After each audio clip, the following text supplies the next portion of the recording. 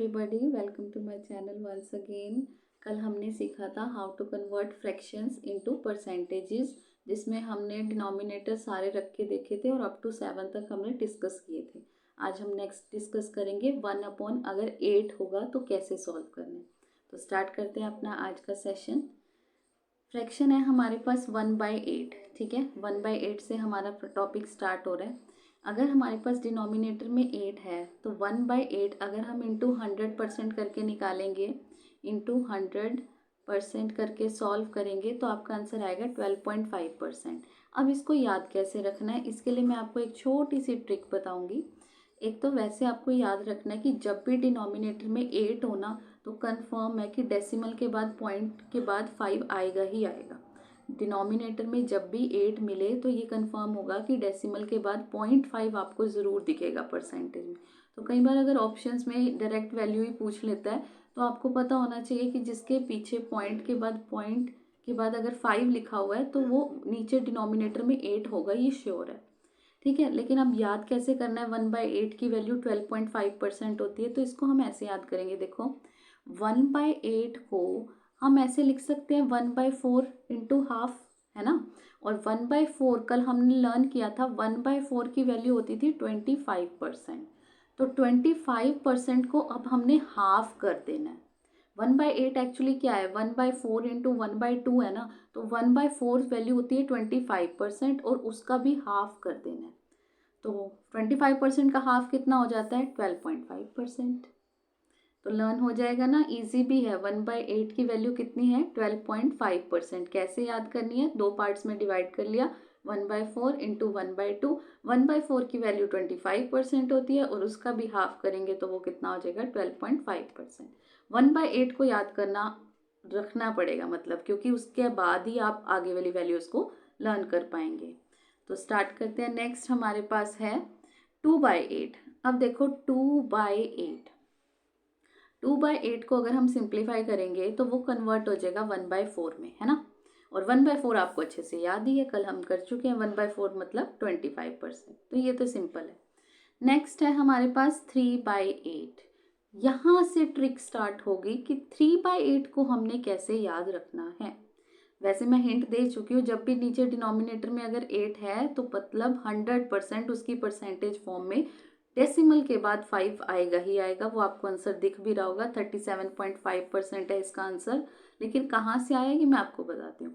देखो 3/8 का मतलब क्या है, 3 टाइम्स करना है 1/8 का, है ना। अब देखो 1/8 अभी आपको याद हो ही चुका है, कितना होता है, 12.5%।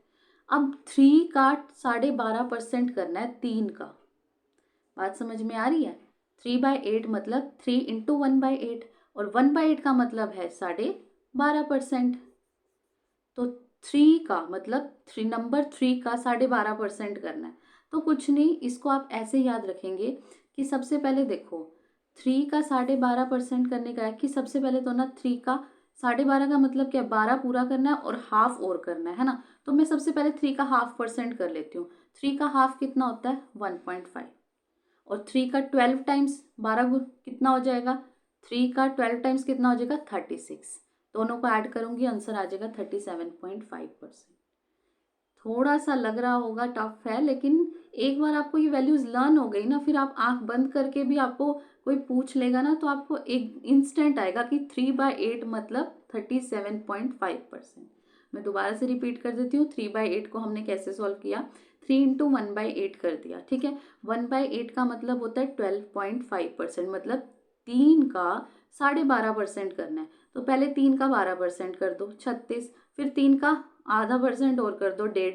तो 36 प्लस 1.5 करेंगे तो हमारे पास आंसर आ जाएगा 37.5। ईजी है ना, ऐसे ही करना है, बहुत ईजी लगेगा। नेक्स्ट है 4/8, ठीक है। अब देखो 4/8 सिंप्लीफाई करोगे, 4/8 क्या होता है, 1/2। 1/2 कल आपको सबको ही पता है कि 1/2 की वैल्यू 50% होती है, तो इसको याद करने की जरूरत नहीं है। नेक्स्ट है हमारे पास 5/8। अब देखो 5/8 निकाल लोगे ना, 5/8 कैसे निकालेंगे, वही जैसे 3/8 निकाला था। 5/8 के लिए हम क्या करेंगे, देखो 5 इंटू 1/8, 1/8 मतलब 12.5%। तो 5 का 12.5%, 5 का 12.5%, तो 5 का 12% हो गया 60, और 0.5%, 0.5 का मतलब हाफ भी तो होता है ना। 12.5 का मतलब क्या है कि 12.5 करना है ना, 12.5 का मतलब 12.5 करना है। पूरा 12 करा, 5 का पूरा 12 किया तो 60, और 5 का हाफ किया तो 2.5, दोनों को ऐड कर दिया तो आंसर आ गया 62.5%। क्लियर हो गया। तो 5/8 कितना होता है, 62.5%। नेक्स्ट है हमारे पास 6/8। 6/8 देखो, 6/8 सिंप्लीफाई करेंगे, 2 की टेबल पे कैंसिल किया, 3/4 आ गया। 3/4 कल हम ऑलरेडी कर चुके हैं। 3 इंटू 1/4, 25% का 3 टाइम्स, दैट इज 75%। तो ये भी कल हो चुका है। अब 7/8, अब आपको समझ में आ जाएगा कि 7/8 कैसे निकालेंगे। बिल्कुल जैसे 3/8 और हमने 5/8 निकाले हैं, बिल्कुल वैसे निकालेंगे। 7/8 का मतलब क्या होगा, 7 इंटू 1/8, 1/8 का मतलब 12.5%, 12.5% मतलब 12% तो पूरा जाएगा। 7 इंटू 12 करेंगे तो वो होता है 84, और 0.5% और करना है किसका, 7 का, 0.5 है ना, 12.5 मतलब 12.5, तो 12 पूरा किया 84, हाफ किया 7 का 3.5, दोनों को ऐड कर दिया तो आंसर आ गया 87.5%। ठीक है, चलो। तो ये तो थे डिनोमिनेटर 8 वाले। अब जो नेक्स्ट है वो है डिनोमिनेटर 9 वाले, और ये भी ट्रिक है। ये ट्रिक बिल्कुल वैसी है जैसे कल मैंने आपको 1/7 वाली ट्रिक कराई थी। जब डिनोमिनेटर में 7 था तो हमने बोला था कि 14 की टेबल चलेगी। ऐसे ही अब आपको याद रखना है कि अगर डिनोमिनेटर में हमारे पास 9 है तो 11 की टेबल चलेगी। अगर डिनोमिनेटर में 9 है तो 11 की टेबल चलेगी। चलो स्टार्ट करते हैं। 1/9, 1/9 का मतलब 11 का फर्स्ट मल्टीपल है, और सेम सेम लिखना है 11.11, सेम सेम 11 लिख दिया, बीच में पॉइंट लगा दिया। क्लियर हो गया।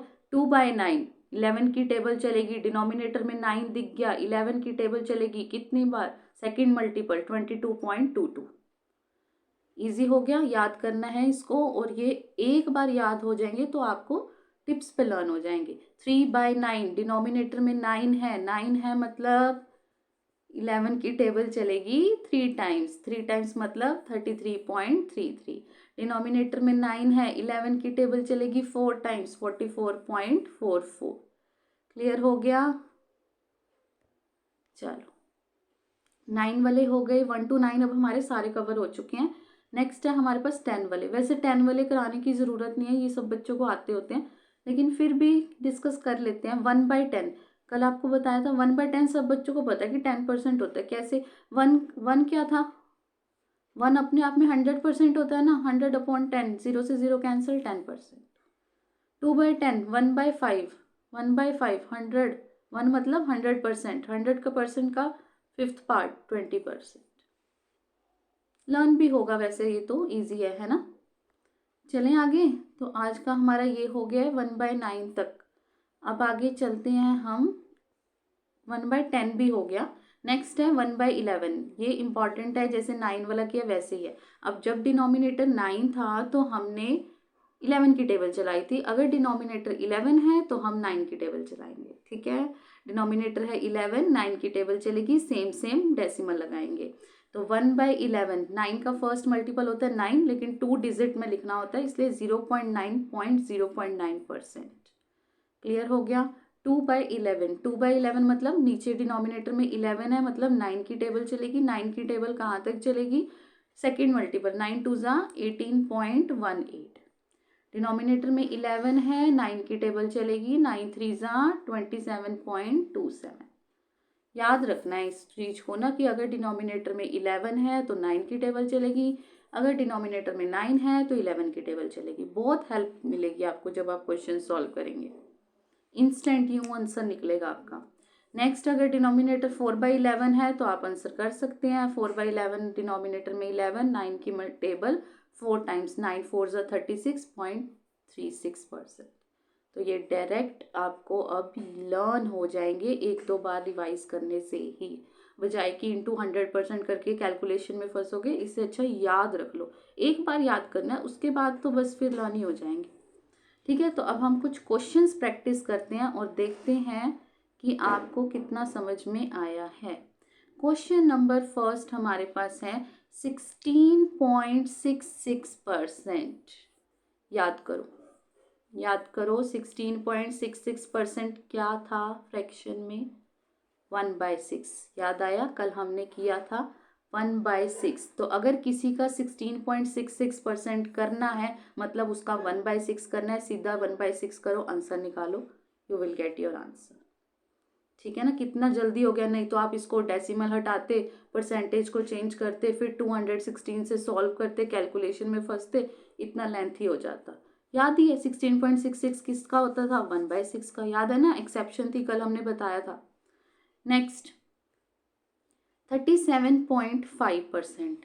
37.5 0.5 मिलके थोड़ी सी खुशी हो जाती है कि नीचे 8 है, कंफर्म है ना? और ऊपर 37 है। 12 की टेबल याद है ना? अभी करके आए हैं। 37 कहाँ पे जा रहा था? 12 3 सा 36, तो उसमें 0.5 ऐड हुआ, 37.5 1.5 करके, तो सीधा ही याद आ गया कि 37.5 मतलब 3/8। 0.5 से 8 याद आ गया, और 37 मैंने 12 का ऐसे ही समझ के देख लिया ना कि 12 पे नियरेस्ट कौन सा जाएगा, तो 36 जाएगा 3 पे, तो 3/8। 3/8 ऑफ 640। अगर ये नहीं क्लियर हुआ ना तो दोबारा से जाके स्टार्टिंग में देखना। स्टार्टिंग में मैंने दिखाया है आपको कि 3/8 की वैल्यू 37.5% होती है। हमने अभी सॉल्व किया था। ठीक है, चलो तो 3/8 कर दिया सीधा 640 का, and you will get your answer. ठीक है, ये हम सारे कर ही चुके हैं। नेक्स्ट क्वेश्चन नंबर थर्ड देख लेते हैं एक बार। अब देखो 33.33%। 33.33%। 33.33। 11 की टेबल चल रही है। 11 की टेबल चल रही है तो डिनोमिनेटर में 9 होगा। ठीक है, कौन सा मल्टीपल है? थर्ड मल्टीपल है, तो न्यूमिनेटर में 3 होगा। 3/9 मतलब 1/3 करना था किसका? 150 का। 1/3 ऑफ 150, 3 की टेबल पे कैंसिल हो गया, you will get your answer 50। Clear हो गया? तो कितनी जल्दी हो रहे हैं अब। नेक्स्ट है हमारे पास 83.33। ये भी अगर आपको याद हो 83.33, तो कल हमने किया था ना 83.33। ये भी एक्सेप्शन था 5/6 का। 5/6 का, तो ये हम सॉल्व करेंगे, कैंसिल करेंगे, and you will get your answer 120। Clear हो गया? तो यहाँ तक आपको परसेंटेज लर्न करनी है, जैसे मर्जी करो, लिख के करना है लिख के करो, रिवाइज करना है रिवाइज करके करो, जैसे मर्जी करो। अगर कर लोगे तो आपकी ही कैलकुलेशन जल्दी होगी। ठीक है, बाकी हम कल करेंगे। आज के लिए इतना ही। Thank you so much, and don't forget to like, share and subscribe this channel. Thank you.